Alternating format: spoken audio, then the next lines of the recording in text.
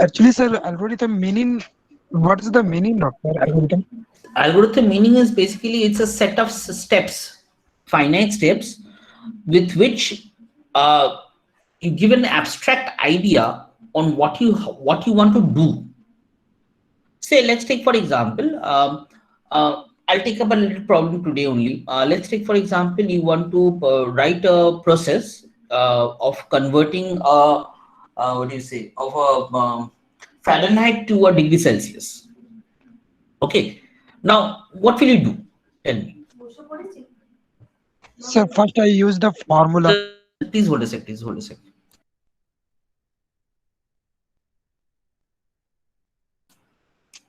Can you please give me 5 minutes, please? Okay.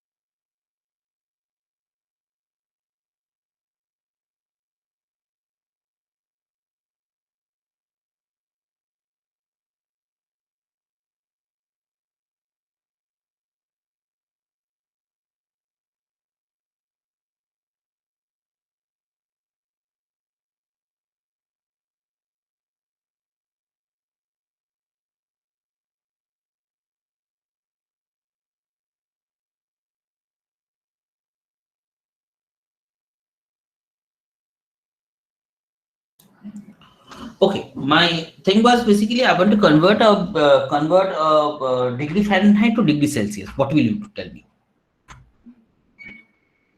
So I first will, of all, I yeah. use the formula, sir.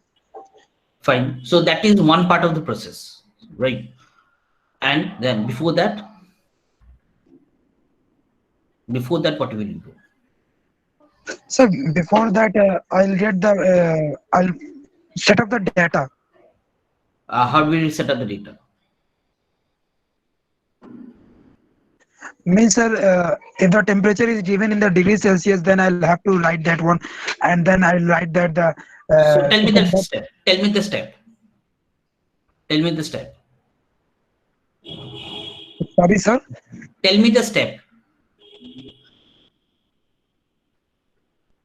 Tell me the step. Sir, just like example for the temperature is given in the 35 degrees Celsius. So first of all, I like the we have in the temperature in the degree Celsius equals to 35 degrees Celsius. Then I will write we know the formula. Huh, but that is only for only 1 degree. Okay. Now, if I want to generalize the system, so my next step will be to actually generalize the system, right? So my thing will be my system will be something like given any sort of a Celsius, given any sort of a Fahrenheit, I can convert it to a let's take for example, I can convert it into a degree Fahrenheit, degree Celsius. What will I do? So what will I do? Give me the steps. So Sir, let's say for will I'll go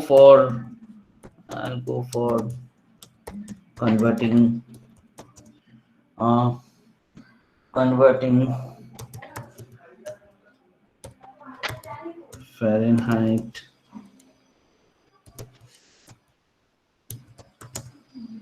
to Celsius. So what will I do? So I have got a formula, right? The formula is let's take for example, the formula is Celsius is equal to 5 multiplied by FAHR. Let's say, so this is, let's think Fahrenheit minus 32 by 9.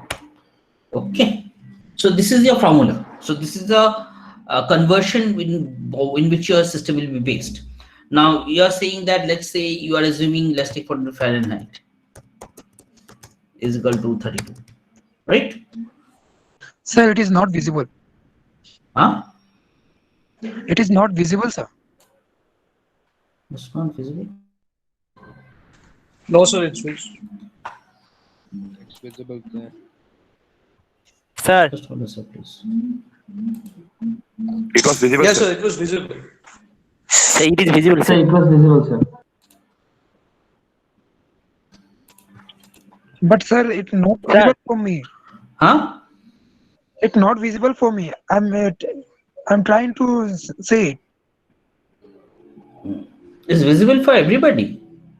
How come it's Yes, not? sir, it's visible for us. Yes, sir, it's visible. Yes, sir, it's not Sir, it is visible. visible. Yes, sir, it's visible. It is visible.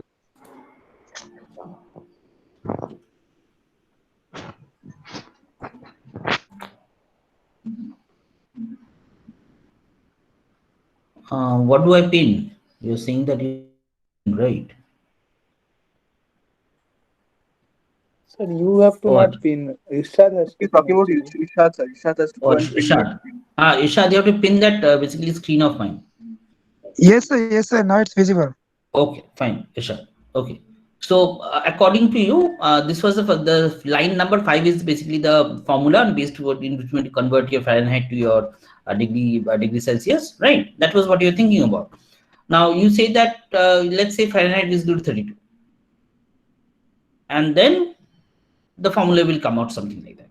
Now my question is that how do I make it generalized? How do I make it more a little bit generalized? So we'll define variables to take user input.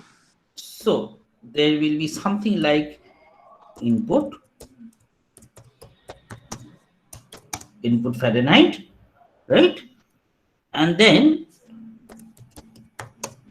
print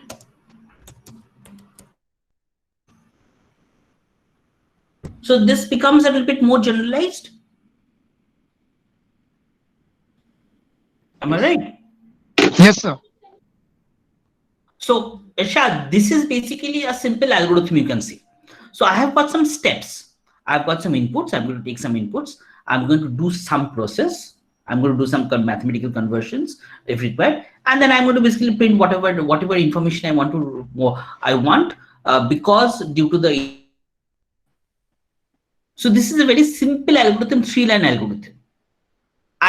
What I'll do is basically I'll take up this very simple problem, and I'll just show you how to basically do all your systems. Write a simple program based on this.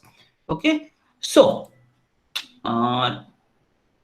let's take for examples.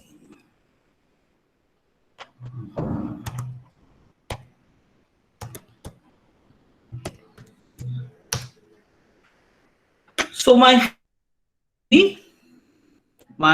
be requiring some header files for my input and my output.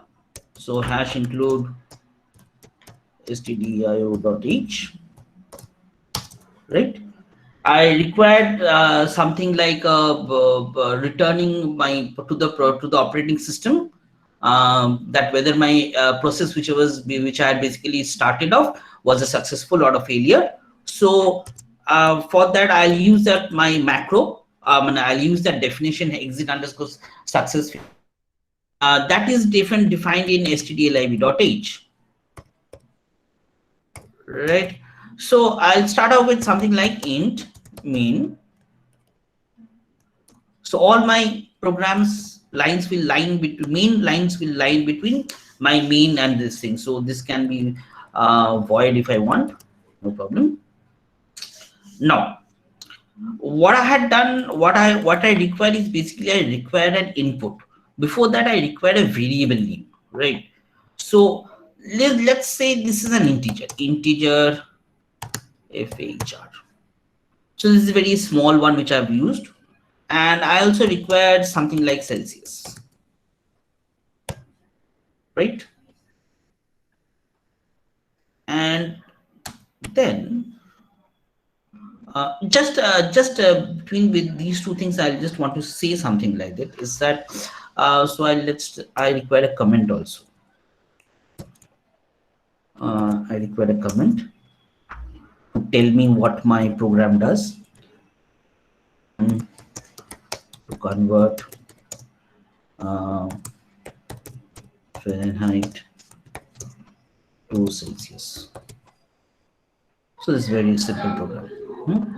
So these are what we see as variables, as we had basically discussed yesterday. Now, in the industry or wherever you want to work, what we this thing, if you actually remember,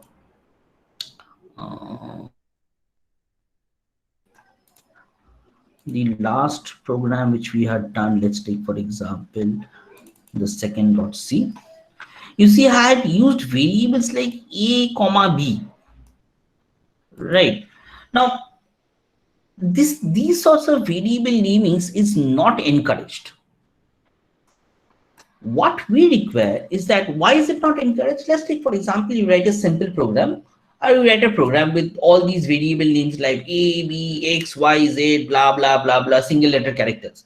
Now after, let's take for example, after about 6 months, even if you see this algorithm or if you see your code, believe me, you'll never be able to understand what you had written. Nor, let's take for example, you pass this program to somebody else. Now you are also that person who is reading your program, he'll be reading your program, right?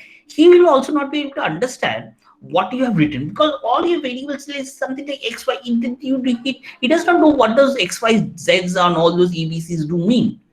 So what we require to name our variables descriptively, in descriptive ways. So a variable, when I give a variable, that should basically, the name of that variable should be from that name of the variable only, I will understand what that variable, the purpose of that variable is. So it requires some naming styles. There are two naming styles which we have got. One is what we say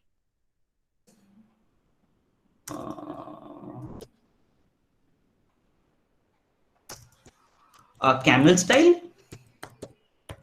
and the other one is what we basically say as the snake style, or this is also known to be as Strauss-Tube style.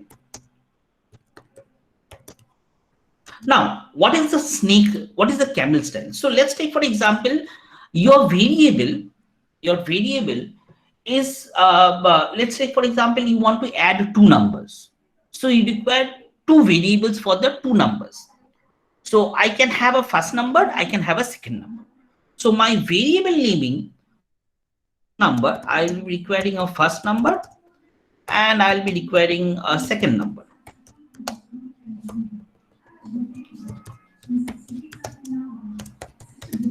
So the camel style will state that this, if your variable is consisting of 2 or 3 words together, the first character of your first word will be a small character, and consecutively for all your second characters, first characters of your second word will be capital letters, right? So this one will be something like first number, and this one will be like second number. Somebody is talking in, I believe so. Right. This Strauss-Tube style states that all your characters will be in the smaller styles and they will be separated by underscore. So this one will be something like first number, and this one will be your second number. So these are the very commonly known styles which we have for working with your programs. Right. Any question over here? No, sir. So these are the either of the 2 styles you can use. usually what we have is that when you we do not mix up these two styles. Okay, we have got both. We either use any one of these styles. Okay, my personal favorite is basically my camel style, but it's not necessary you have to have a camel style. Another thing is that no variable starts with a number or a special character except underscore. So you can have a variable starting with underscore, but you cannot have or exclamation.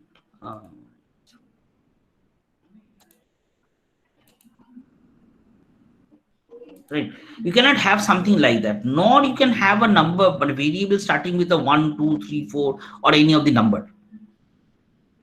So these are the three things which you actually should remember about naming of your styles.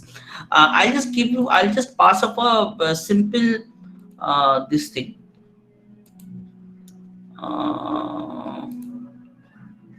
A simple link. This is for your snake. You can actually have a look. So in the industry, when you're going to work, so these are the two things. Now, what happens is that many I'll say many softwares have got their own naming skills. Okay, so some naming styles can be that you have to indicate in the first character should indicate what sort of a variable it is, whether it's an integer or whether it is a float or whether it is a character. Can also be one way out.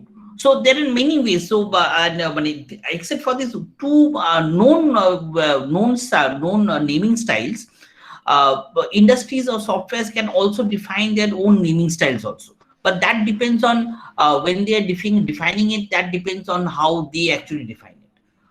Okay. So so coming from here. So what I require is, let's take for example, I'll start with a very simple example. So input will be Fahrenheit. So Fahrenheit with FAHR. So this is 32, right? So I'll be having Celsius is equal to 5 multiplied by FAHR minus 32. Divided by 9, right? And I'll just require print f the conversion of %d to %d Fahrenheit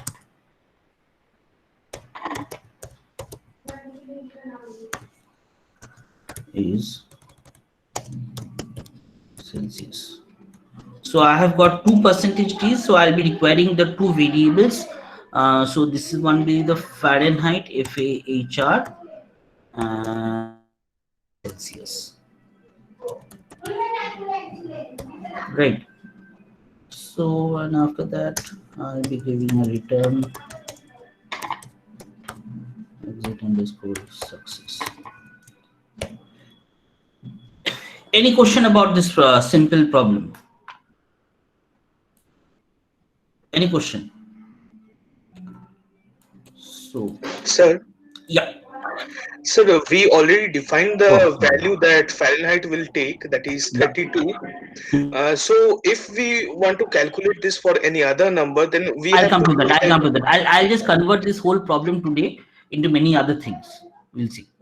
Okay, sir. Sir, Yeah. sir, I have just one question. That is array can the array elements can dynamically initialized in C? দৌড়চ্ছিস কেন?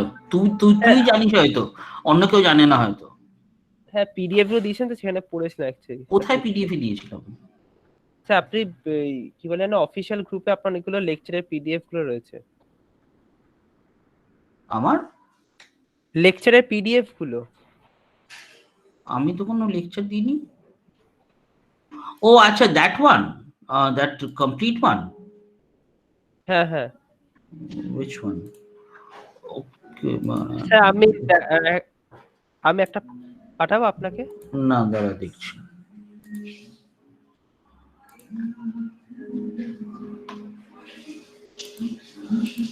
As far as I remember, আমি তো share করিনি, ওটাকে I did not share. ওটা বই ছিল মনে হয়। বই শেয়ার করতে পারি? আমি তো অনেকগুলো কিন্তু ঢুকিনি আমি এখন। হ্যাঁ বই ছিল, আপনি ইয়েটা গুগল ড্রাইভে করেছিলেন না? হ্যাঁ, আমি কিছু বই শেয়ার করেছি। That is all right, but I'm not. এইগুলো হ্যাঁ স্যার ওই বইতে ছিল। বই তো আমি ওটারই তোমাকে, কথা বলছি। বই তো সব পুরো কোর্সটাকে কভার করছে। আমি তো এখন ওই তো অত তো যাইনি। Arrays and all those things. When I come to that, I'll tell you all that. Okay, so Sir, yeah. so what is that percent D? Percentage D is to print integer. So last year I had actually said that. So yeah, you can see. So integers, if I have to print an integer, it will be percentage D. If I have to print a float, it will be percentage F. And if I want to print a character, it will be percentage C. Okay. Okay. So let's compile. Sir. Yeah. So what is that print F for? Which one? Print F. We have The printf is a function which actually prints that whole line. Okay, It was there in my last class only. I had actually basically your first program actually started off with printf. No, sir, actually this is the first class I attended.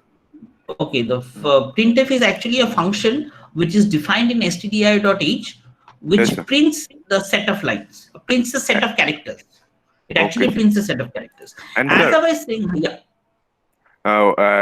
To declare the program, you have written int main and then inside the bracket void. What is that void for? I'll tell you what. Before coming to the class, please go through the previous lectures. Okay, sir. This I had already basically discussed in the previous lectures only. Okay, sir. Thank you, sir. Okay. Okay. So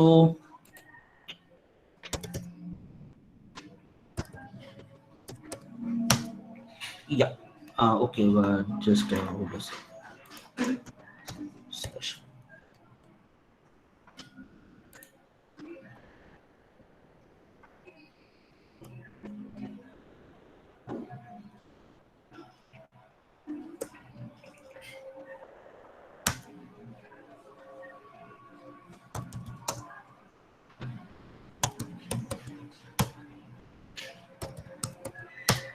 Yeah. Okay. Any question here? So this is your output of the program which you have just done. Okay. Okay. Now, somebody is saying that how to make it much more generalized for any sort of a values. So to actually make it for any sort of a values, what I require to do is I have to take the input from the user, right? So now what happens is, now whenever I create a variable, a certain memory space is allocated in the memory, certain memory location, right? Now this memory location, it has got an address. What I'm going to do, I'm going to take that whatever the user actually gives me, I'm going to write into that address of that location. So the command for taking an input, so I'll just give this thing.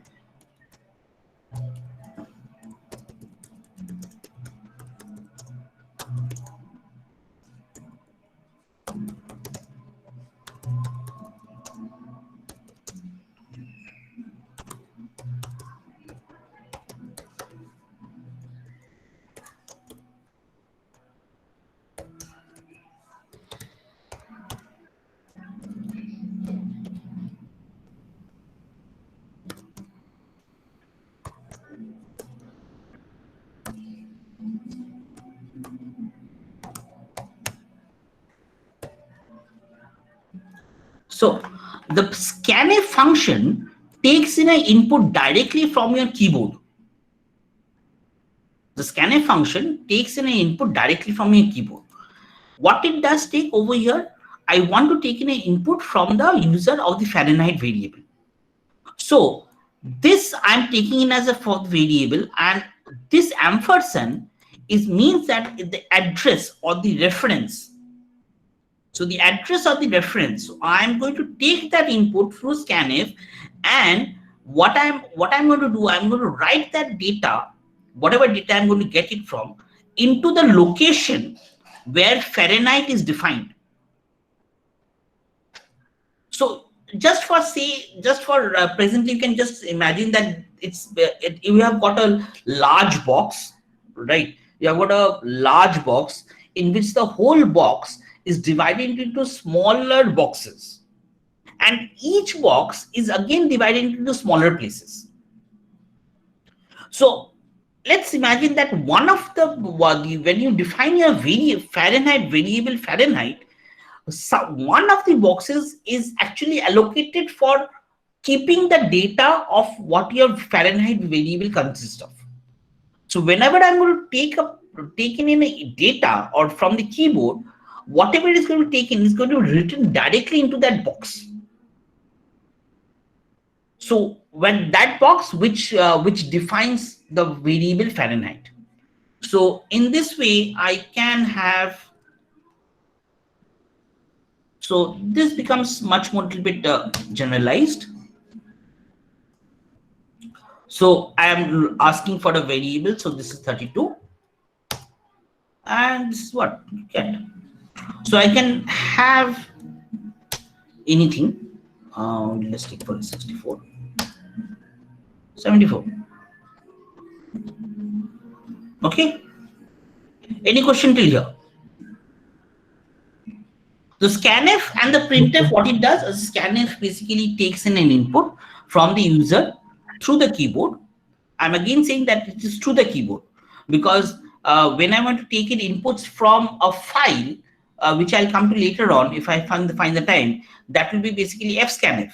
So the scanf takes in an input from the keyboard and places that data into the location where the variable Fahrenheit is defined. And how to find out the address of the location of the variable Fahrenheit? That is ampersand. So this is the symbol. Okay. So, yeah. So then why, since we have included scanf, that is we are inputting something, then that means according to our input, that int main void part, the header part, it should change. Like, no, why should it change? Why should it change? Like here it's main void. That means if I need to input something else like characters, okay. Main void. Okay. This main concept, the input to the main is basically what we see as a command line input. So you see this screen which I'm actually using, right? You see this screen over here. So this is basically what I see as a CLI interface. That is a command line interface. This what you actually see, or this program, what this system, what you see, this is basically what you see as a GUI. That is a graphical user interface. So there are two sorts of interface which I've got. One is a command line interface, another the second one is a GUI interface, that is a graphic user interface. Initially, when the whole operating system started, everything was CLI based. Everything was CLI based. Rather, the GUI based interfaces started very, very late. One of the first GUI interfaces which was started by Microsoft was what we see as the Windows 95. If you remember, right? So you wouldn't have seen that thing, because the average age of yours, I believe that most of you are born in the years of, I think so, which year will be born in? 2000, I believe so, right? So 2000 series, 2000 or late 1990s you were born. So 2001 to like that. Yeah, so 2001 too, right? So the first Windows operating system in the GUI version, that is a graphic, the Windows that you actually see right now, it's a very, very advanced version. The first version which was created, that was basically on Windows 95, and it was totally built on a on the CLI base. That was the commands.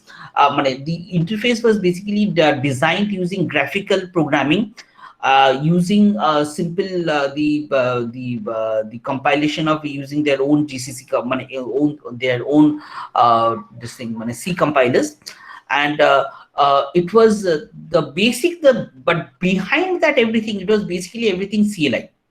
If you actually see how many, most of you, I believe so, you are all using Windows, right?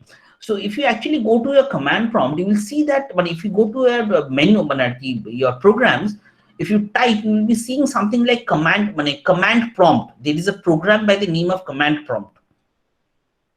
Have you seen it? If you actually go to your program, there is something called a command prompt. Now, command prompt, nowadays, it is actually a program, but initially that was actually the operating system only. So initially that was only the operating system only, right? So on this operating system, interface users was actually designed. Rather just for the information, initially when computer science was starting, right? When computer science started, there was one course which is no more available nowadays. There was one course which was predominantly given, that was what we see as a Windows programming. So Windows programming actually basically told you to how to design all these interfaces, all these windows which you are seeing actually nowadays. So after 95 came 98, Windows 98. Windows 98 became the most, but again, that was again built on that, that is your CLI base only. So the basic operating system, what was running, that was the MS-DOS. So the DOS which you have, this is basically a simple terminal or bash terminal, what we say in Unix. But Microsoft, they started with the first operating system by the name of MS-DOS. That was Microsoft DOS Disk Operating System. So Microsoft Disk Operating System, then on they did much better. Then it became DOS 6.22. MS-DOS 6.22. So based on MS-DOS 6.22, Windows 98 was built. So again, I'm saying it was totally Windows 98. It was built on that on this MS-DOS. After that came Windows 98. Then I believe so the 2000 Millennium Edition came. The Millennium Edition of Microsoft was a big flop. But parallelly to that, already Unix had already started building on their simple GUIs also. But that was also what we say as your graphics programming. Totally built on that thing also. So after Windows, the Millennium Edition came Windows 2000. Now after Windows 2000 came, I believe so that between that time only another version came, what we say as Windows XP. Windows XP after Windows 98 became the most popular version of all. But by Windows 98, Microsoft, they had actually started to revamp their whole system. After Windows XP, the version which came, I forgot with what was Microsoft, but that one, they totally revamped the Microsoft operating system, and over there the DOS, this command prompt which you are actually seeing, it became what you say as a program. It became as a process, as a program. But before that, the command prompt was not a program. It was itself basically an interface for your operating system. So this is this thing what you are actually seeing right now on your screen. This is basically an interface of the operating system which I'm working in. So the CLI, this is a command line interface, is an interface to the operating system. Now, if I want to, now this is basically, let's say this is a command. So GCC itself is basically a process. GCC itself is a process which takes in what it takes in a parameter. What is the parameter?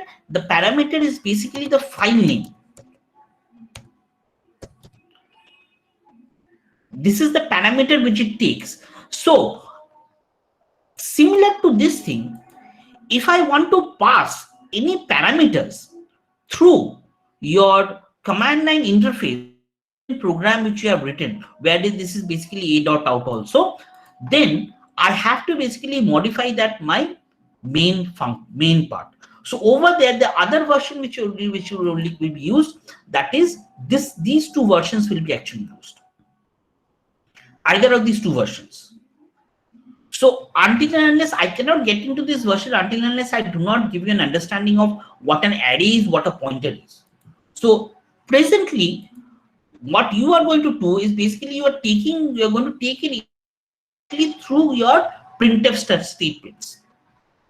Otherwise, you're not going to do anything. We are not going to touch on this part. What we are going to do, what you see, we are not going to touch on this part. So either of these things. So presently, you can only use these three versions, either of these three versions, to actually write your programs for your main. Okay. Any questions still here? So sir, I have a question in the scanf. Sir, can you please explain the parameters of the scanf function again? See, what I have said that was basically for an integer, I have to do whenever I want to print it, or if I want to print it, or if I want to scan it. So I'll be using basically %d. If I want to take, print, or scan any one of a float variable, or what we say as a real number, that will be %f. And if I want to print or a scan of a character, then it will be %c. So what I'm doing over here in a scanf, I'm going to take in as an input of as a integer. So my first parameter will be taking in within quotes the type of the data type, the parameter data type which I'm going to take. So this will indicate, my percentage will indicate that I'm basically taking in from the keyboard, which is of a data type, which is of a type integer, right? And when I take in from the integer type, where I'm going to write it to? I'm going to write it to in a certain box where that box represents my variable, the variable fad. And how do I find that box? I'll be finding that box by using the variable, that is the ampersand symbol. So the ampersand symbol or the reference symbol indicates I'm looking for the address of the variable fad, or I'm looking for the box which represents the variable fad. Yes, sir. And so the address location of the variable fad is like any variable is mandatory to write in the scanf function. Like the data type. Yeah, ampersand that was basically mandatory. Okay, sir. Okay, there is some mistake. It's actually not mandatory, because there will be, when I'll be working with strings, or when I'll be working with dynamic memory allocations, you will see that it will not be mandatory. Then I'll be doing it in some other different way. But if I'm using only a simple variable, that is a int fr, or int, if I'm defining it something like that, then I have to use a ampersand. Thank you, sir. Okay. So any question for this simple program? No, sir. Sir, sir, in the scanf, we are using %d and we are using ampersands far. The %d indicates that it will be an integer variable. Yes, sir. We are in the scanf. We are using ampersand far, and in the printf, we are not using ampersand far. We are using just far. So why? Yeah, because I just have to print it. It's only for the scanf only. I'm looking for the location of the variable. That is, I have to write it physically. So printf, since I know already where the location of that variable is, I can easily basically bring that out and basically print it. So I don't require a far, ampersand far. Okay. Okay.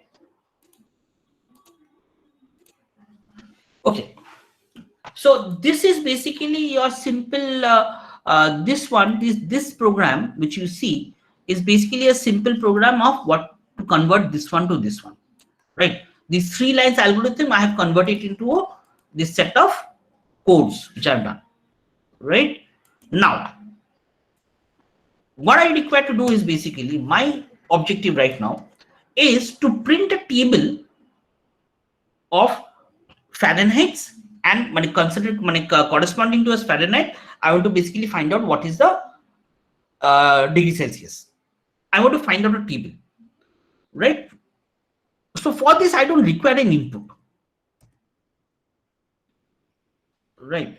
So what I require is basically I require two variables, obviously.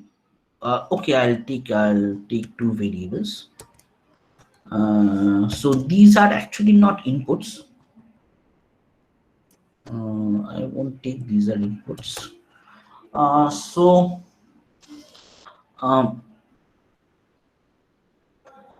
I'll start off, since it's basically a table, I'll split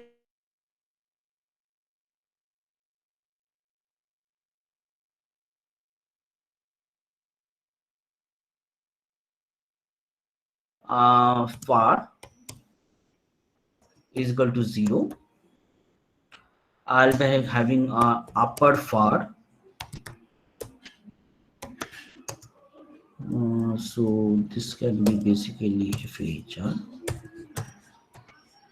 is equal to 300. I require also some how do I actually increment it? So I require an increment, right? So I can have a step. Step is equal to 10. If you remember your this thing for your flow chart, I had used a keyword by the name of a step. If you remember. Yes, sir. So that is, let's say this is the step which I want. So I'll start off with my. So let's say HR. So I'll make my life a little bit easier. So I'll initialize my FAHR with my lower FAHR, right? And how long do I actually continue? I have to basically, let's take for example, I can do something like this. I had basically shown you the for loop, right? The for I had actually shown, right? So for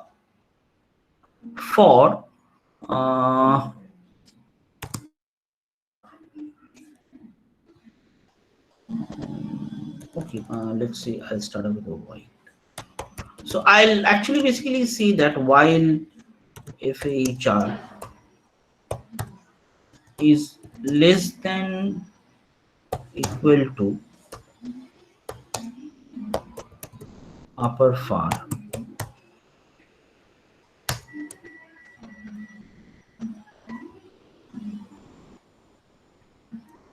then I'll actually increase my FAHR is equal to FAHR.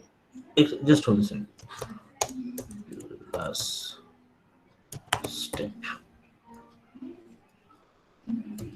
print census and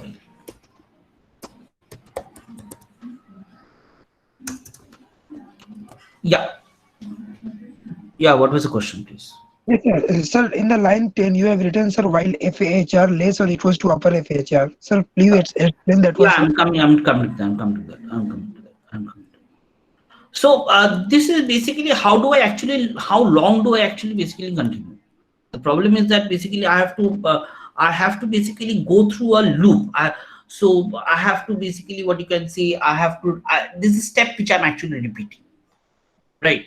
So for steps of repeating, I can use the initial one which I had shown you in the what you say in your this thing in your flow chart. That was basically a for loop, right? As far as I remember, which I had actually shown you. Yeah, this one, right? No, this is also, yeah, if you actually can see the inner part.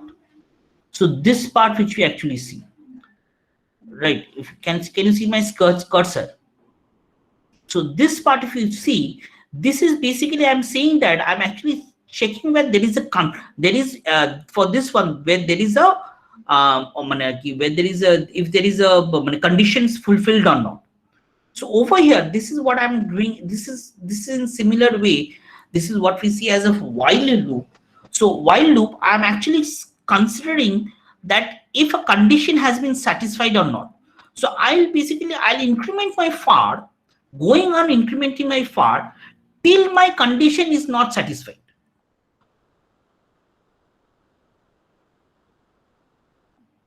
So my while becomes ending. So what is my condition? So my condition will become far is less than less than equal to upper far. So let's take for example, my first will be FAHR will be 0, right? I'll be doing some steps over here. That is the 11, 12, 13. I'll do some steps. Then what will become FAHR will become 10, right? So for my 11 number step number 11, the conversion will be done. Then my far will be basically incremented with the value of a step. Now, after then again, when it comes to line number 10, because it is actually continuing, these 3 steps are actually continuing. So it will check whether far is less than upper far or not. So what is the value of far right now? So 10. So is 10, the question will be, is 10 less than equal to 300? If yes, then this will continue. So in another way, if one can actually also say, so while far is less than equal to upper far, then do all these steps, and if it basically at one time, what will happen? So this one will let's take for example, at one time far will become 300, right? Become 300, it'll convert, and my question will be right now. My question, so at the step of, let's take for example this one, let's take FAHR is equal to 290, right? At the value of 290, at the value of when far will be 290, there will be something will be done at line number 11. Then far will be incremented to 300. It will be printing the Celsius. It will go to line number 10 and check, is far, that is 300 less than equal to 300? It will say that yes, it is less than equal to 300. Then it will start. Then it will do the line number 11. Then it will again increment. So when it will increment, my far will become 310. Now it will check again. Is 310 less than equal to 300? It will say it's a false. Once it is a false, it comes out. My while becomes ends, and it comes down to line number 15. So if 15 has got something, then it will do that stuff. So this is how your while loop actually works. Any question here? Sir? Yeah. Sir, here we are creating a loop, but will the loop be external or internal? Like, will we have to input our data on after every step, or will it automatically take data from the system? What do you think? What do you think? What do you think will happen? Because I'm starting off with lower far, right? I'm going up to 300 upper far, right? And this is basically a conversion which I'm going to do it within itself only. So it will be an automated conversion. Okay. It will be an automated conversion. Okay, sir. Okay. Yes, sir. So what's the meaning of line number 16, sir? So line number 16, you are given dot like that. What's the meaning? This is the ending of the algorithm. So just to explain, to separate these two parts, that is what I did. It's just a separation of these two parts. Okay. So let's see, how do I actually convert this whole code? So sir, I have a question. Sir, you have taken Celsius as an integer variable, but Celsius can become in decimal. Celsius can be in decimal because f minus 32 can, it may be or may not be divisible by 9. Okay, I'll come to that later. Okay.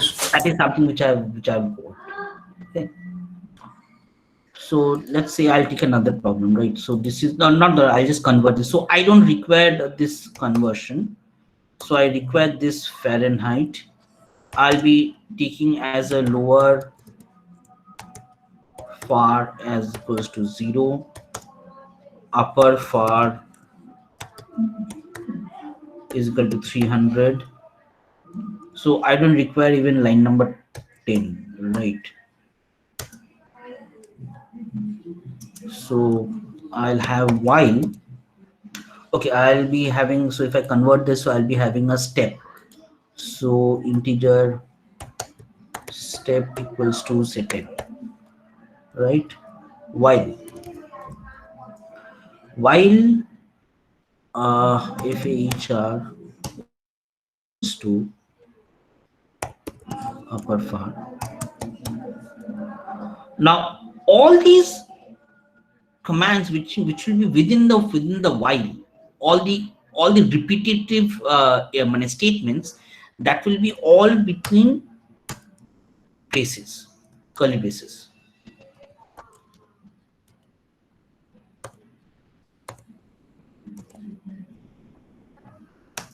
Right? So what was my first step? So FAHR equals to FAHR plus 10. So I'll be requiring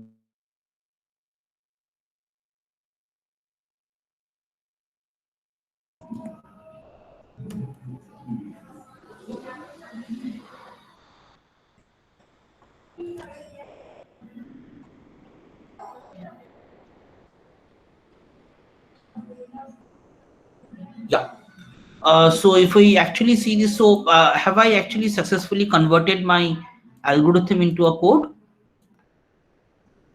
See, so this was my algorithm,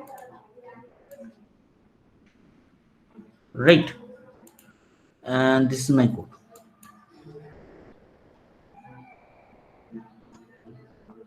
Okay. Any question? Sir, in the program, sir, you are incrementing the Fahrenheit and then you are printing. Excuse me. For all the loops which you will be having, that when we will be studying the while loop and the for loop, there will be no semicolon over here. This will only be one exception where you will not be using any semicolon. Like for all other statements which will be having a semicolon at the end. Okay. Yeah. Continue. Sir, can you please repeat this statement, like why there is a second bracket in line number 11? Yeah, okay, this is one of my conversion styles which I will write it. Okay, you can see something like this. You can do something like this. Okay, so all the statements which I'm going to repeat, that will be basically as a separate block, and that set of instructions will be within curly braces.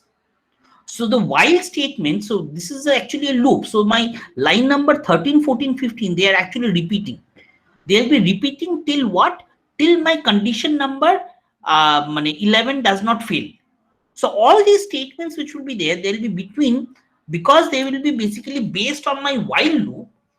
They'll be based on my while loop. They'll be all be within my line number. That will be within all my curly braces. That is what I want to say.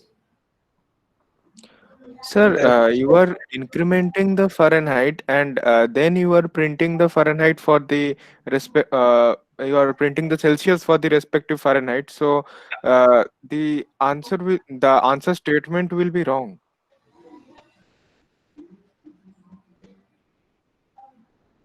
Okay, sorry, I made a certain mistake over here. Thank you for that. Var equals to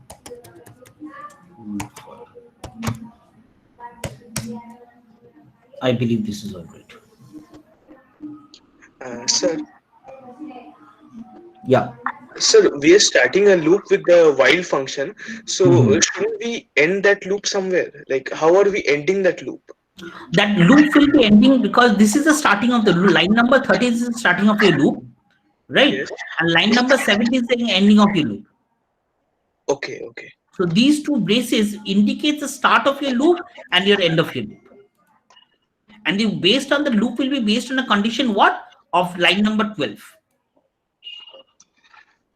Like there will be no separate like line or anything else for to end the loop. No. Okay, you are talking of this part, right? You are talking of end while. Okay. Yes. So in an algorithm, this is what we do actually. In an algorithm, so there's a slight difference. This is the difference between an algorithm and your code. Right. In your algorithm, for all loops, I'll be basically I'll be doing basically end while or end for. I'll use the same thing with using a for also. Right. But then this end while or this while basically is in C program. In C program is basically based on this closing braces and end braces.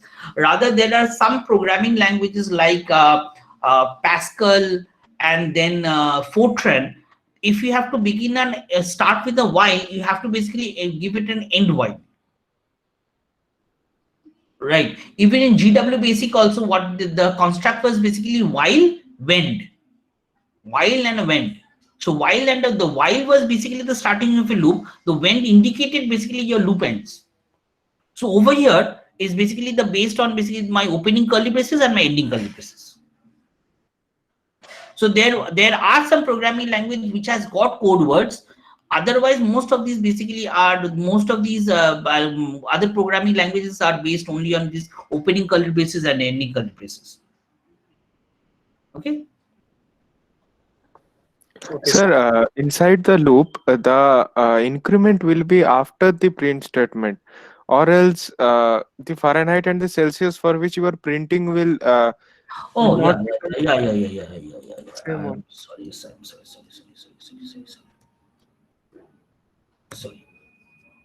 Sorry, my mistake.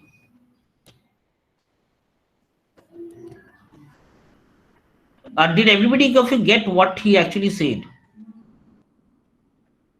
Yes, sir. Yes, sir. Yes, sir. So the thing was that what I just did was basically I avoided there are two sorts of errors, what we see as a syntactical error and what is a logical error, right? Syntactical error can be easily found out by using by seeing the errors which you see through your GCC, but unfortunately your logical errors you will never be able to see. So this thing could only have been sensed after seeing the output or if your output got haywire. Okay. Anything? Any other questions? So let's see what my output actually shows. So this one will be Fahrenheit 1.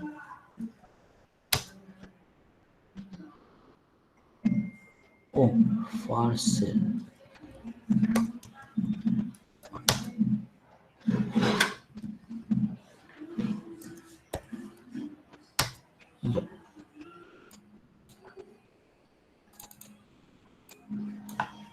So I just have a question, sir. Will we be using CLI interface always? I'll be using a CLI interface always because I am not going to encourage you using your what do you say as a editor interface. Okay. I'll not encourage you because you're starting off with one thing. So it is always best if you work with basically CLI interface. But technically, actually, I'm not also going to encourage you. What is one of the other ways that obviously CLI GUI interfaces, there are some very good these coders IDs which you have. So one of them which I properly basically use, that is the code blocks. There is also my Qt5. These things are also there, right? So there is Anjuta also is there. So obviously, but for when you're starting off with something, I prefer that you basically work with only your working with CLIs. But I do not know what interfaces you will be using for your labs. Did your lab start? No, sir. No, sir. No, sir. Your labs did not start, so I do not know how your what will be basically your interface, what will be working with your this thing. But you can use, as I was saying last, you can use even your the that user, what you say, your web interfaces also. There are lots of web interfaces also. Okay, so if I actually give an input, so this is something that comes out. You see?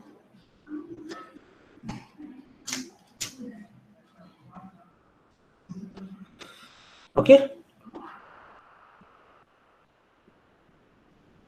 Any question till here? No, sir. Okay.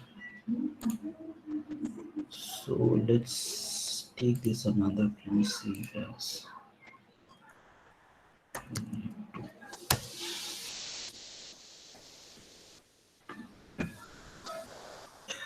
Okay.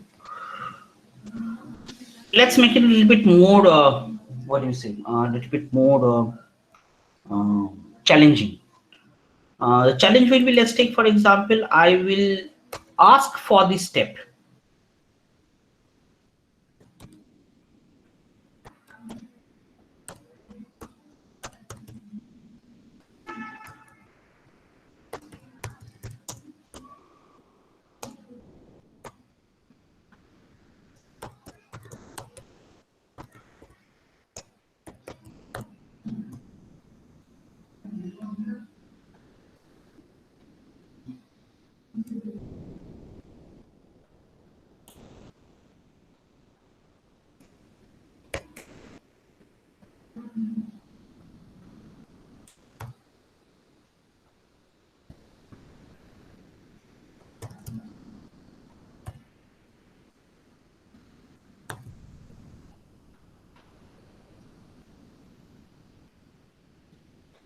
Okay.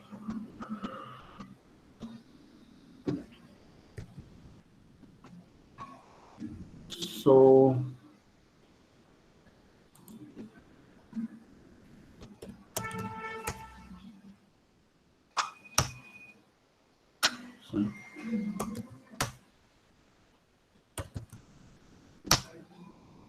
yeah, any answers?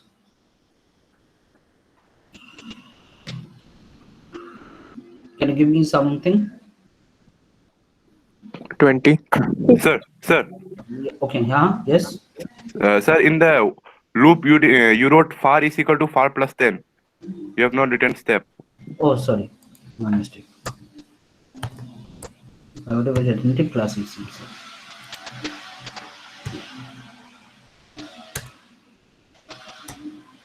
Yeah.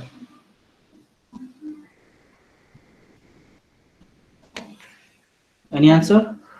Give me a count. Step count. 50. Huh?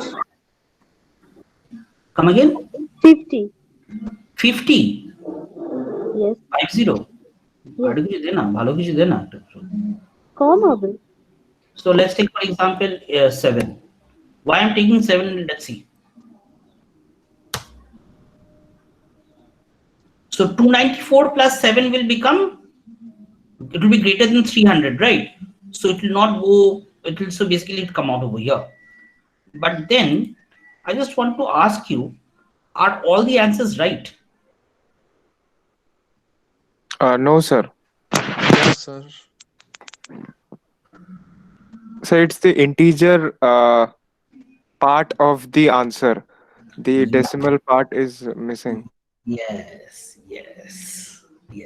So my answers are actually wrong. So I require to be to right now to have something like, to make my Celsius to be actually a float.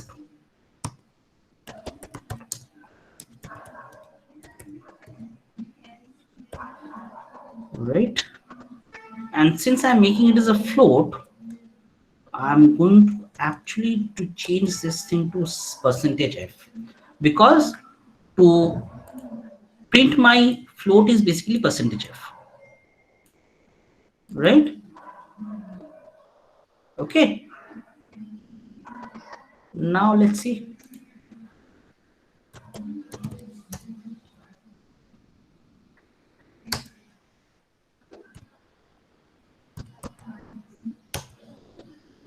So it was 7.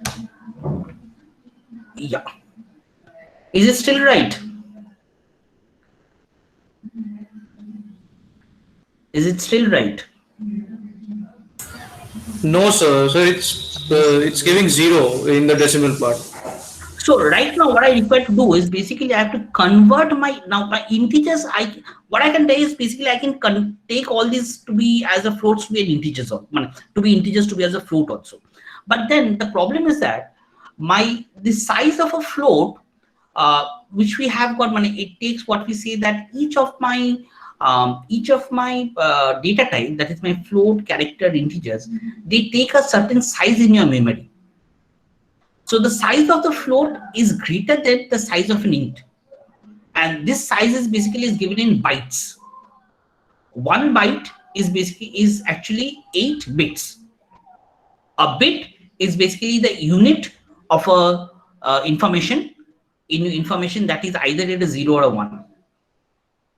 Right? You are actually having electronics right now? Hello? Yes, sir. Yes, sir. Are you actually getting into the conversion Yes, parts? sir. Have you gotten into conversion part? No, sir, not yet. No, sir. No, sir, not yet.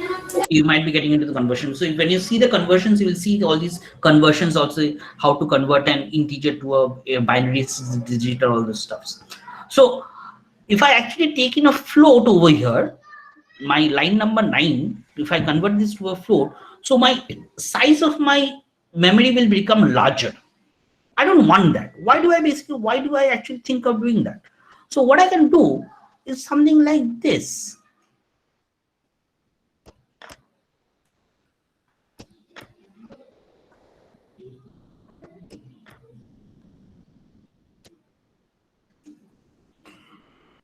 So whenever I'm actually adding a 0.0 behind it, I'm actually encouraging it to say that my number which is there, it will be a float. I'm converting my system of an integer numbers to as a float. Right? Now, once I do this thing, then whatever result which I'll be getting it as a float only. So let's see what happens right now.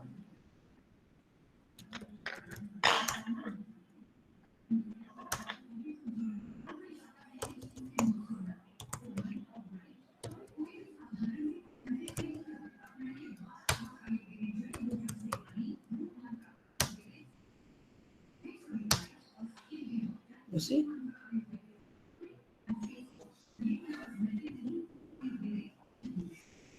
So some values are actually coming back. Some values are actually coming back. Okay. Have you understood this part? Yes, sir. Any questions over here? So just by changing my 32 to a 32.0, I'm actually telling the system that this number will be a float. So whenever the Fahrenheit, which is an integer, something comes out, it is basically some calculation is being done with the float. What happens is that my Fahrenheit will become masked as a float also. So on a temporary basis, this variable Fahrenheit will act like a float. It will act like a float. So float becomes then my subtraction will be working with a float minus a float divided by a float multiplied by a float, which gives me a float. Okay.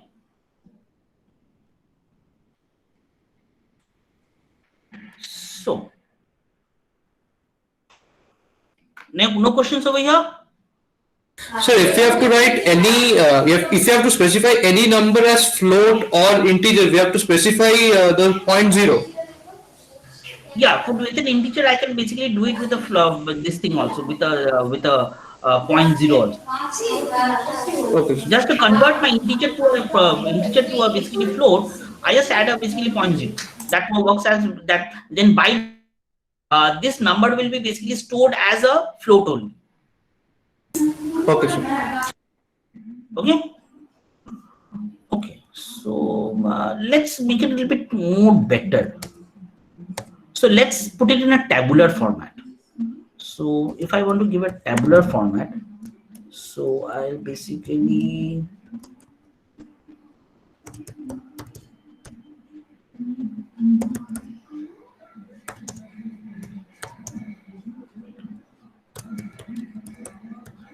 Celsius /t, it's a tab. So tab will be basically 8 spaces spaced out. Okay, so I'm actually creating a table right now.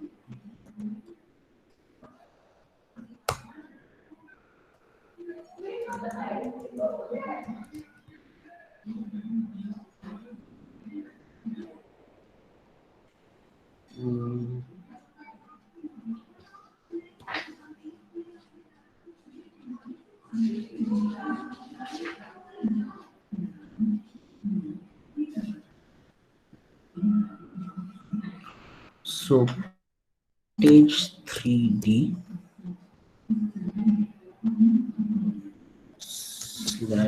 /d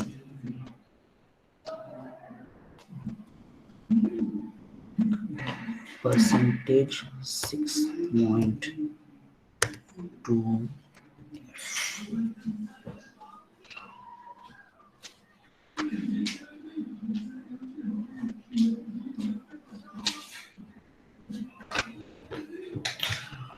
Okay, let's see what it looks like.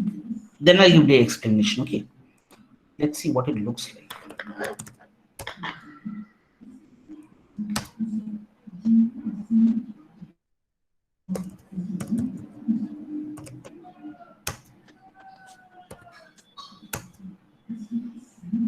Sorry, my mistake.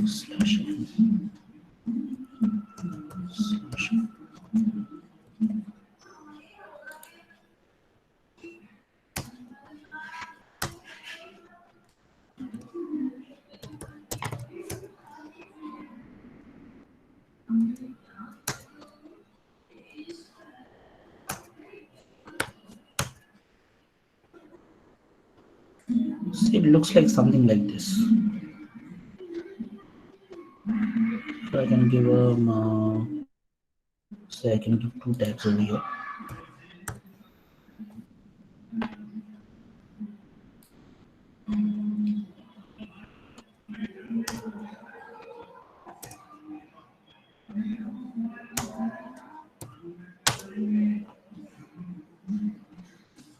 Yeah. Have you noticed the difference between the outputs? In the last output, which you see, I had a lot of data coming out after 7/8 also. Right now, it's been restricted only to 2 decibels. So let's see what it actually says. Percentage 3D,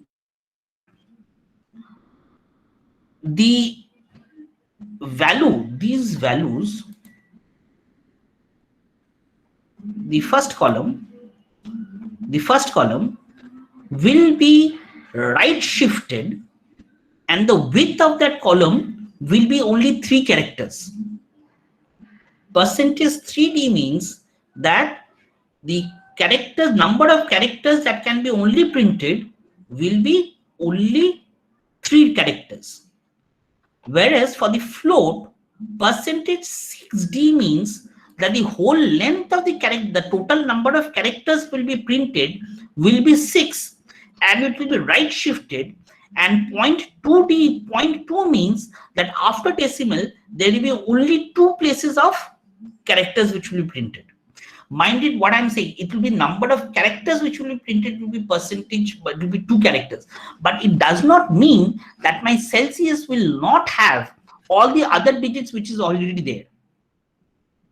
That will not be basically removed. That will be there.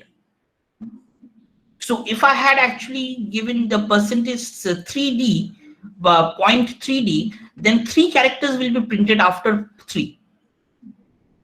And the total characters of my Celsius will be basically 6 characters. Total number of characters will be 6. And after point decimal, there will be 2 because of after is 0.2. Okay, so this is what your format actually means. So the point percentage, the number of characters will be, that will be basically, if I actually do not give this thing, then see what happens.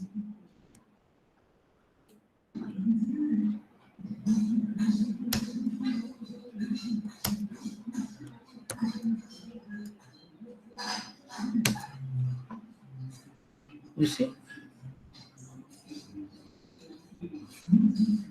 So it's taking basically after the decimal, it will be taking only 6 characters only.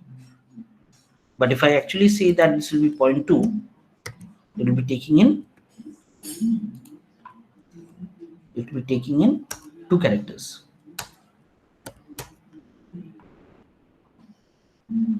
So the value does not disappear. It just only happens that the value of the Celsius, what will be there, it will be there. It just happens that what is being printed on your screen, that will be only 2 decimal parts. Any question till here? Sir. Yes. So what is the job of %3 then before D? The 3 means that the total number of characters it will be taking, that will be only be 3. So if I actually give 2, let's see what happens if I actually give 2.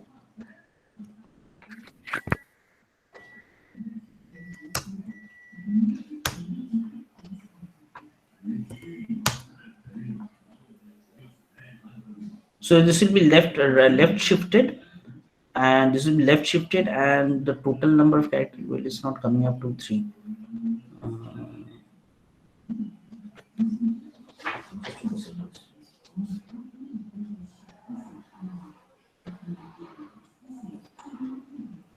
Okay, this means that not the 2 characters, it means that at least 2 characters will be printed. At least 2 characters will be printed.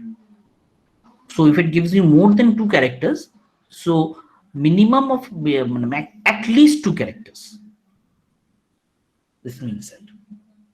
So the 6 means that at least 6 characters will be printed. At least 6 characters will be printed. Sir, can you show another example? Just this printf, or just another example, like with %5D maybe, or like this, just another. So then 6.2, so 2 decimal places are printed. So at least if 2, then more than 2 also should be printed. No, it means that after the decimal there will be 6 places, right? At least 6 characters. At least 6 characters will be there. It's not at most. At least 6 characters will be printed. So no, the decimal place 6.2. So 0.2 means at least 2 characters. So more than 2 characters can also be printed. 0.2 means after the decimal there will be only 2 characters will be printed. So that is at most, not at least. No, it is at most. Which one? 0.2. Yes, sir. At 0.2. 0.2 will be basically the total number of characters that will be printed after the decimal, and the 6 defines that at most the total number of characters, including the points, that will be 6 characters at most. Sir, if we put 6.2f, the percentage 6.2f, will it round off the number? Yes, it will actually round off the number. It will actually round off the number. But again, what I'm saying, when it prints, it will be rounding off the number. This value of the Celsius. So let's take, for example, this one will contains the 0 will be containing, let's take, for example, how much it will contain? 0.778, 9, 10, something like 0.77012. It might have some more characters. Now the Celsius value, the variable itself will contain that value. But when it's printing it, then it will be 0.78. Please note there are 2 aspects over here. One, what the value which is kept in the Celsius and what is being printed. It does not mean that what is being printed, it does not mean that that will be the value which is being kept. Some other higher value might be kept. But whatever the perception which you are giving, what you are giving while you are printing it, that will be only 2 decimals. So that will be rounded off of whatever value which you are actually taking, whatever value is being existing in your Celsius. So okay, I'll just do another thing. Sir, one let's doubt. let's see. Percentage 6.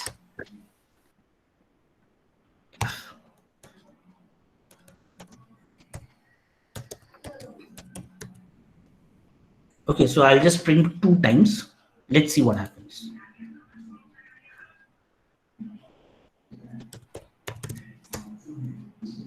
So you can actually have a clearer idea what is going on.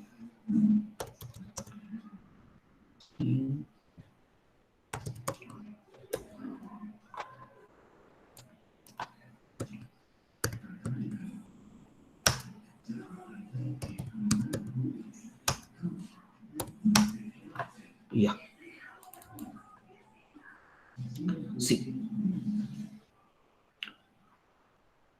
See the right hand, extreme right hand side is the original 6 value. Minimum 6 characters will be printed. Okay, minimum 6 characters will be printed. So at least with 6 characters. So it's giving you the full values, right? And this is the basically rounded off. But mind it, what I have done, if you actually see, both my Celsius do exist. So it's not that I'm losing any data from my storage. From my storage, what is being kept, that is not being, nothing is being deleted. It's only that how you perceive the data when you go to see it. So in one way, what you are actually doing, what is happening, you're losing out some data. There is an error in your data, what you actually see it. Rather, the extreme right, that is minus 17.77, this value also, this is also an approximate value. Because if you actually do your calculation, if you do your calculation by hand, you will see it is going beyond 779. After something also, something will come. Even for your minus 7 also. Minus 13.8888, something, maybe it's a recurring 8. It's a recurring 8. Now, what happens is that unfortunately, my float can only keep that much of a value zone. So what it is doing internally, it's actually rounding off. So there is an error. There will be an error. So that is one of the problems of computer science, that when you work with machines, whatever machines you are going to have, there will be an error in your data. There will be an error in your data. You are going to find some errors. You cannot help it over there. That is something which you cannot help. And rather, because of these things, because of these errors, a lot of mishaps actually has taken. If you remember if you actually read the problem of your Apollo launches, I believe so there were 1 or 2 accidents which had happened. One of the accidents was actually happened due to this thing. There was another problem. If you actually go read it, that was what happened between the Iraq-US war. There was missiles which was actually going off. The Scud missiles, and there was a war between the Scuds and the Patriots. These are the 2 missiles of the Iraq and the US. What happened was that these Scuds were actually going off. Why? Because when they were calculating it, there was they were calculating the locations. There were these errors which were actually coming up. The last errors which was coming up. So it was actually deviating out. It was actually deviating out. If you read that, what happened between the Scud and the Patriot is very much there in the early literature. So these errors will actually creep up when you work with machines, because each and every machine has got a fixed amount of limitation of keeping your data.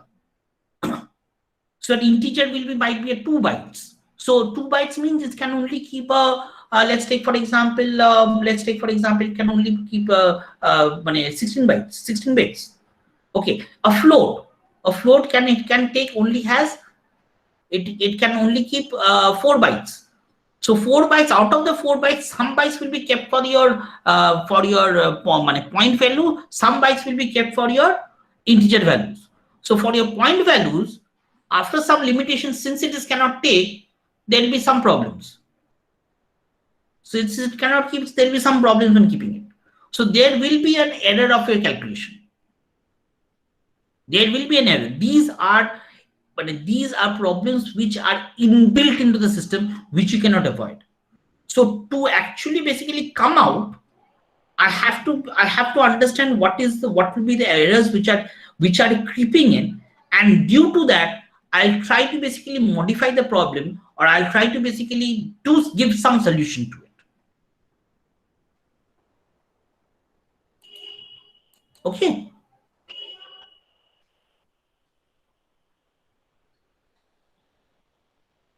Any questions? Hello? Not yet, sir. Sir, what is the maximum number of decimal places in float? That depends on what your data size is, basically. I'll come to those later on, but I'll be getting into the arrays and all those things. Okay, sir. It actually depends on your machine to machine, unfortunately.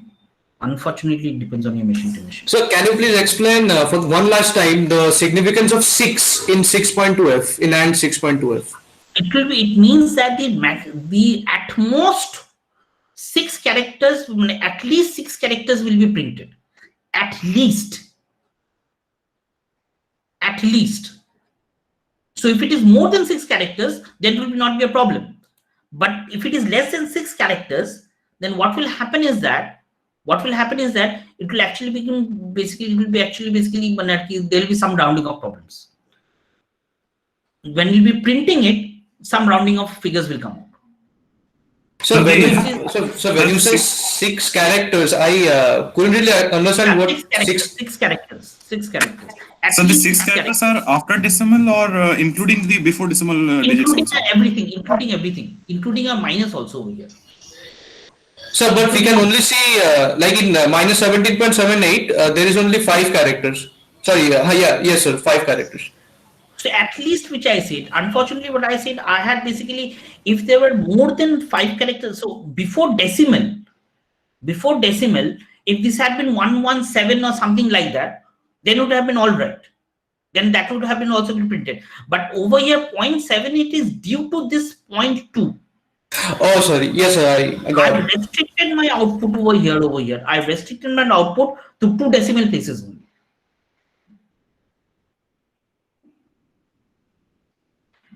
Okay. Yes, sir. Okay. So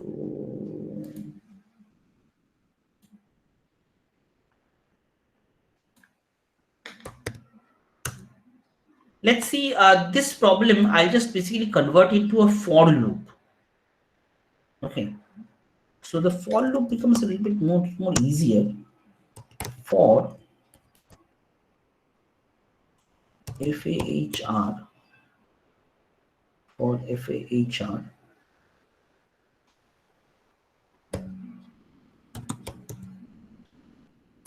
less than equals to for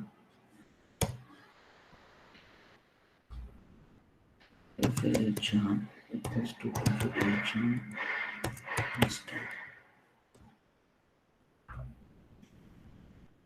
So let's say I basically remove this part. I remove this part. See my. Sir, it will be step, I think. Far equal to far plus step.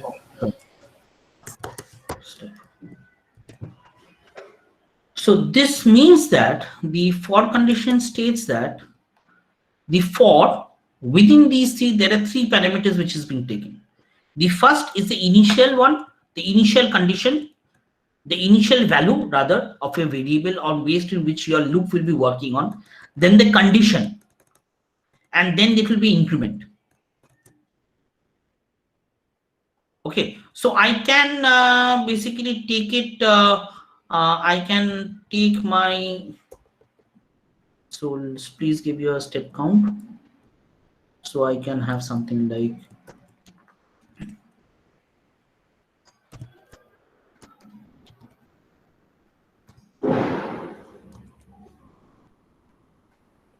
So please give your initial Fahrenheit. So this one will be lower far HR.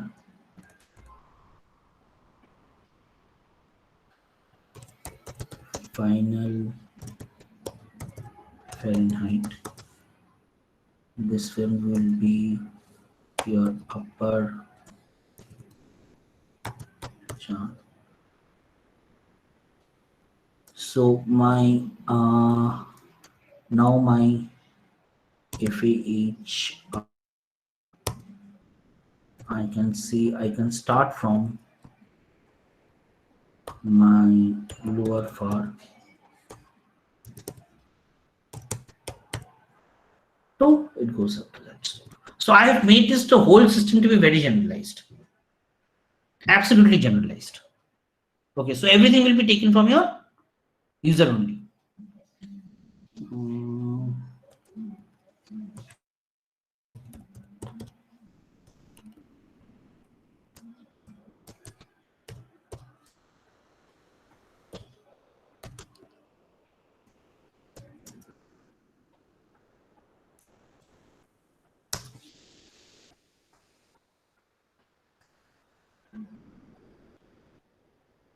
Okay. So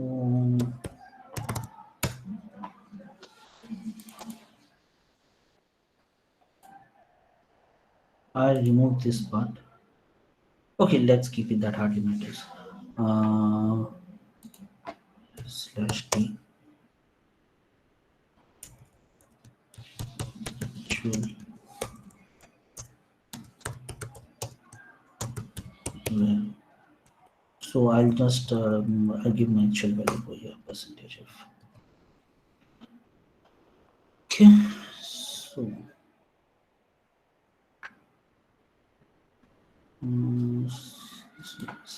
/t /t is so Sir. initial Fahrenheit, yeah. So is it somehow happening that 6.2, that 6 is getting into the space or the white space? Yeah. Like, Whatever can you space just- is not there, whatever characters it cannot be printed, it will be taken as basically as white space. Okay. Okay.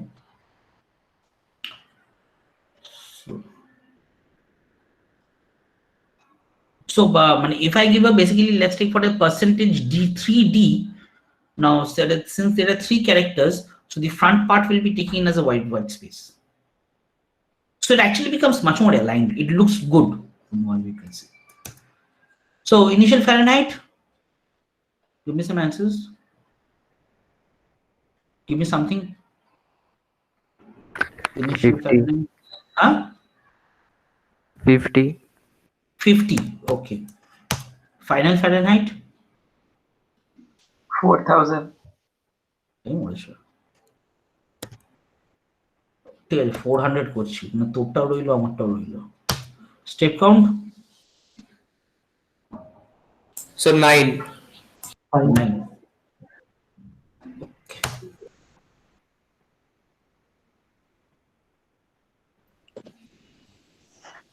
yeah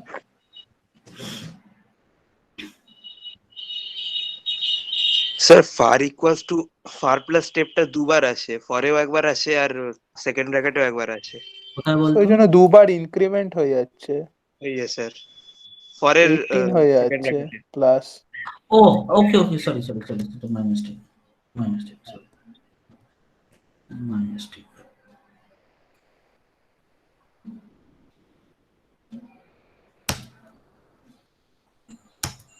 so values were 50 409 409 yeah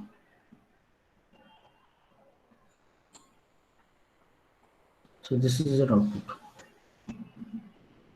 So it's all coming with 0 formats actually. So these are almost perfect values. These are almost perfect values. I believe we are right? Yeah.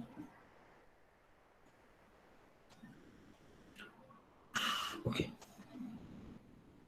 Now, the thing is that if I want to actually see that,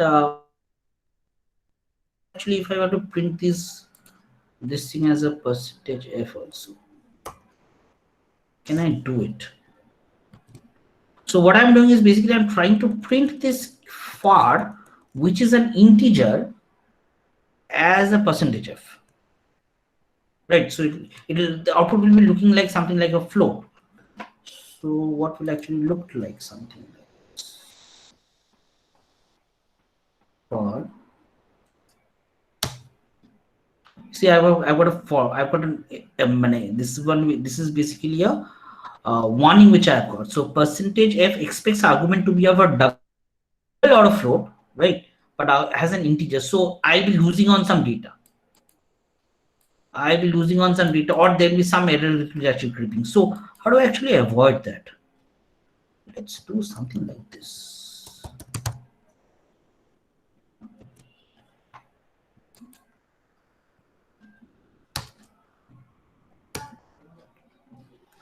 So this one will be 400. What will be 50, 409. Yeah. So what I've done over here, this is what I'm saying to be as a masking. So over here also, I'm temporarily basically converting my far as a float. So this is what we say to be as a masking.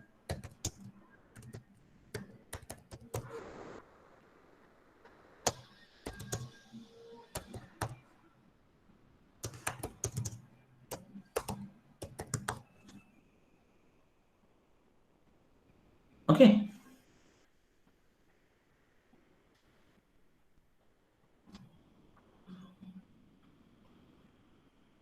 Any questions? No, sir. Okay, can I actually, well, we can do a lot of things. So let's take, for example, I make my this to be also as a float.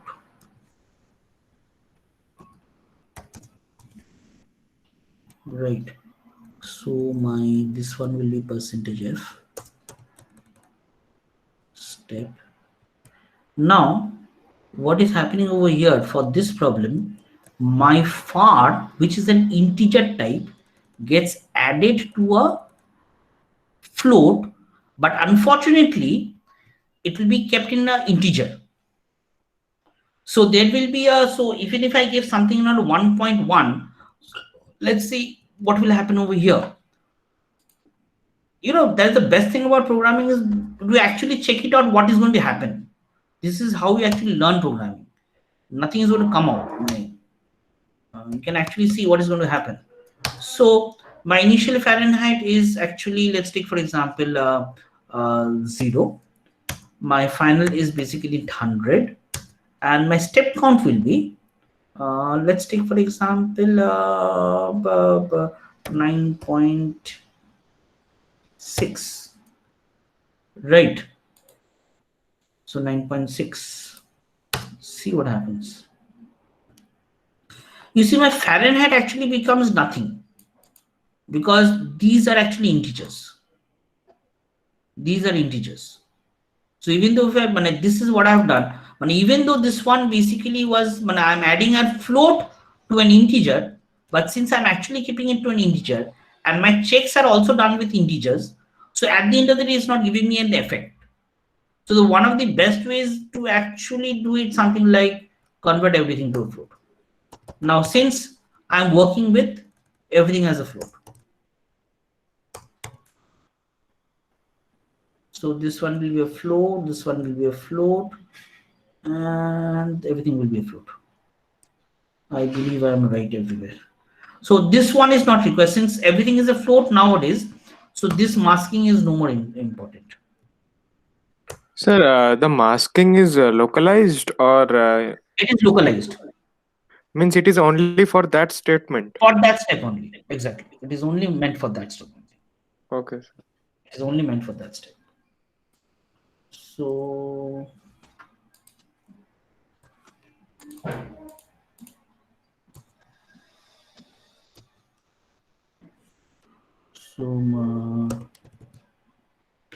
here we go.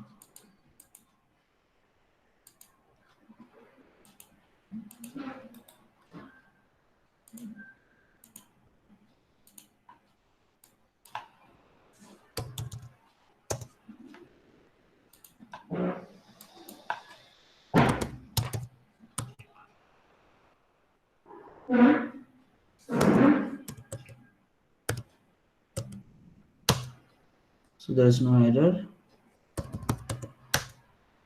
So I can have, since this is totally float, I can give anything right now. I can give in everything, even this thing as a, so this can be so 0.75. My increment can be basically 50.5, and my step count can be 0.45. It can be anything. Yeah. Okay. Since there has been only been extra monarchy only in this step, you can see this is basically 6.2. So that is why you can see this is basically only 2 values are coming. Else everything is almost coming as it is. Okay.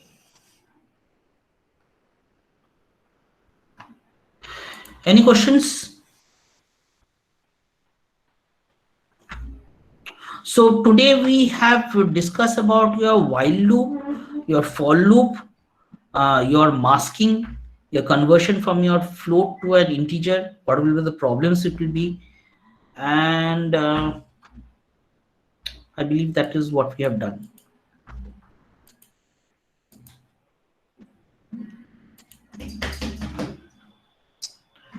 Any questions?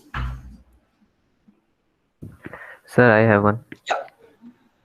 Sir, so like when we will write these programs in exam or for some projects or something, so we will we need to use int because int will take lower space, but to avoid confusion, if we use float, so will it be right? Okay, look, yes, technically right, but unfortunately, from the point of view of let's forget about the exams part. Okay, now let's take for example, you have got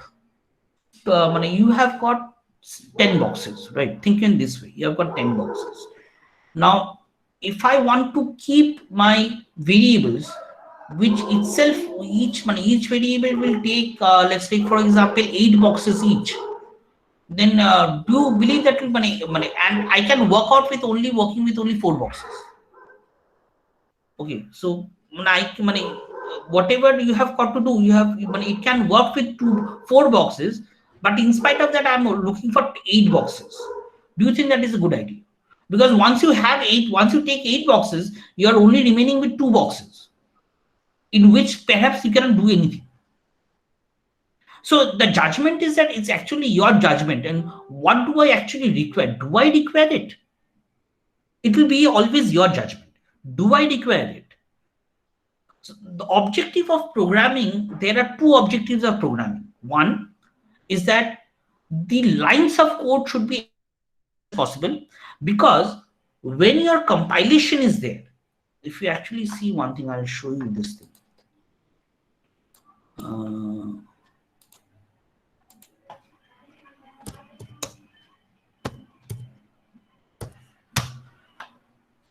Okay, see, on your this is basically a list of the size. So you see that a dot out, it takes almost like this amount of space, bytes, right? In spite of my Fahrenheit 3, this takes only this amount of space. My a dot out, that's after my compilation, it takes this amount of space. So when your system, when your a dot out will be running as a process, it has to be kept in your memory only. It has to be kept in the memory. So your memory itself is taking some money, your process itself is taking some space. And on that is also taking spaces of all the variables which you're actually keeping. So if you can do with a smaller number of codes, that is what we see of efficient coding, right? And if you have something like, if you can do with only an integer, but still if you're working for float, that is actually a very foolhardy thing. Technically your program will work. It will work. There will be no problem. There will be no problem. So this thing, Fahrenheit far step, this thing, what I have actually done over here, since I required, my requirement was that, my thing was that my step was to be an float type. Okay. My step is to be a float type. Now, since if it is a float type, my other variables, I have to basically keep it in a float. Because otherwise that problem of incrementing will not come out. So if I had kept my far to be as an integer, my step 2 as a float, what was happening was float plus int, even though the data was basically the result was actually a float. Unfortunately, I'm stuffing it into an integer variable. So what is happening? My later part, my decimal parts get truncated off. Are you getting it? So my requirement for this problem was that I should make my float, my far, lower far, upper far to be as a float. Only then this step will be working very efficiently. But if I knew that all my steps were integer, right, then why would I have taken and all my data would also be integers? Then why should I actually basically work with all taking floats? That is a wastage of space.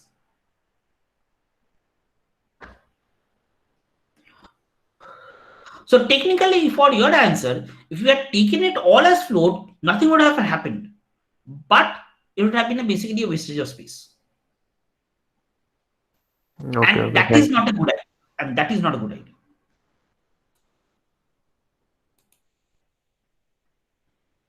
Okay.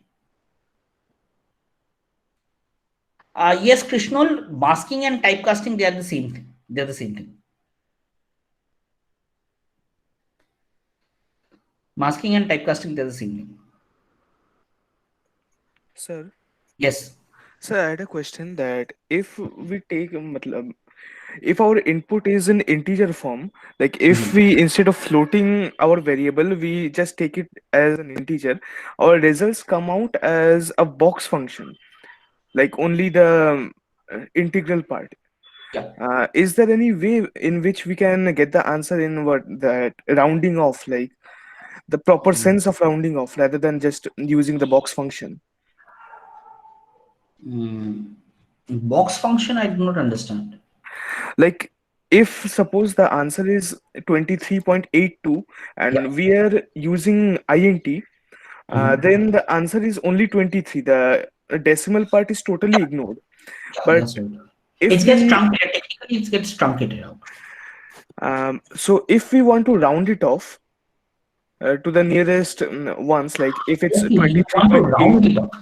Rounding off is a concept which is actually not done in your system.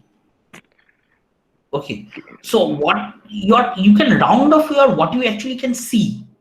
So that is something which I've done over here. Okay, you can rounding off what you can see, but if you want to keep it as a result of rounding off, then that requires some mathematical equation. Okay. That requires some mathematical equation. Okay, so then by default it will just be truncated. You can truncate it to actually basically come out. But if you actually truncate it, basically that's not always a very good idea, because then you get some erroneous result, which is not desirable.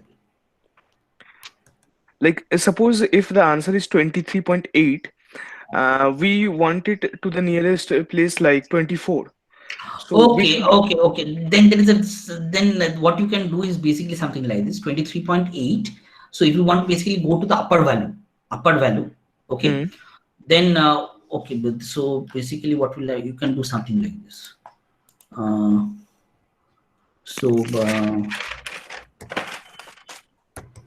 Int a is equal to, so you add 0.5 to it. You add 0.5 to it. So when you truncate it, it goes to the upper value. But if you only basically keep that value as an integer, then basically you get the lower value. So 23.8, if you want to go to 24, you have to basically take it as 23.8 plus 0.5. That you have to do it manually. And then you can truncate it. So you get a 23. But if you want to have only 28, if you want to remove that 0.8, right? So you just basically keep it as an integer, so the point part will be totally truncated out. Okay, then we need to use mathematical manipulation here. Yeah, you can do some mathematical manipulation with it. Okay, sir. Thank you. Otherwise, also there are also two functions. That is basically what we say as a float or a ceiling function. There are two functions which are, but that works as the same thing also over here. Float or a ceiling. That works as the same thing. This technique works as the same way also. Okay, sir. Question?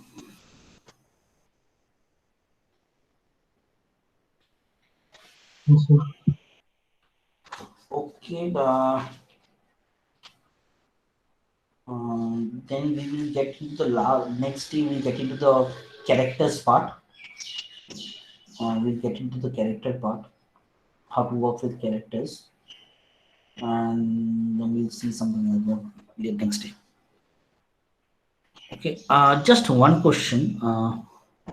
What about your Saturday? Do everybody of you are free in the morning? Saturdays, say 12. Yes, sir.